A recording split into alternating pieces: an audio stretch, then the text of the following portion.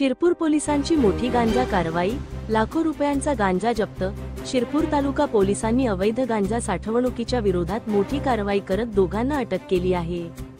गुप्त माहिती मिळाल्यानंतर पोलीस निरीक्षक जयपाल हिरे यांच्या नेतृत्वाखालील पथकाने रोहिणी शिवारातील जंगलात छापा टाकला। या कारवाईत भाईदास जगतसिंग पावरा आणि बाटा अमरसिंग पावरा यांना ताब्यात घेण्यात आले। त्यांनी जंगलात खड्डा खोदून अनाज भरणाऱ्या पत्र्याच्या कोठ्यांमध्ये गांजा लपवून ठेवला होता। पोलिसांनी जेसीबीच्या मदतीने खड्डा उकरून पाहिला असता तब्बल 1010 किलोग्राम वजनाचा हिरवट रंगाचा गांजा जप्त करण्यात आला। या गांजाची किंमत सुमारे 70,70,000 रुपये इतकी आहे। पोलिसांनी गांजा वेगवेगळ्या प्लास्टिकच्या गोण्यांमध्ये भरलेला आढळला, ज्यात प्रत्येकी 25 किलोच्या 40 गोण्या आणि 10 किलोची एक गोणी होती।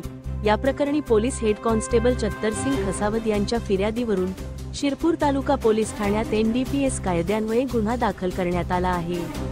ही कारवाई पोलीस अधीक्षक श्रीकांत धिवरे, अप्पर पोलीस अधीक्षक किशोर काळे आणि उपविभागीय पोलीस अधिकारी सुनील गोसावी यांच्या मार्गदर्शनाखाली पोलीस निरीक्षक जयपाल हिरे, सुनील वसावे, मिलिंद पवार, संतोष पाटील, सागर ठाकूर, संदीप ठाकरे, रमेश माळी, अल्ताफ बेग मिर्झा, धनराज गोपाळ, योगेश मोरे, सुनील मोरे, संजय भोई, ज्ञानसिंग पावरा, प्रकाश भिल, दिनकर पवार, वाला पुरोहित, रणजित वळवी, मनोज नेरकर, सागर कासार अशांनी केली आहे।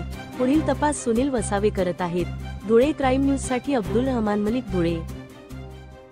हिरे यांना अशी एक इन्फॉर्मेशन मिळाली होती की लाकड्या हनुमान आणि रोहिणी गावाच्या जंगलातील परिसरामध्ये काही गांजा हा पुरून ठेवण्यात आलेला आहे।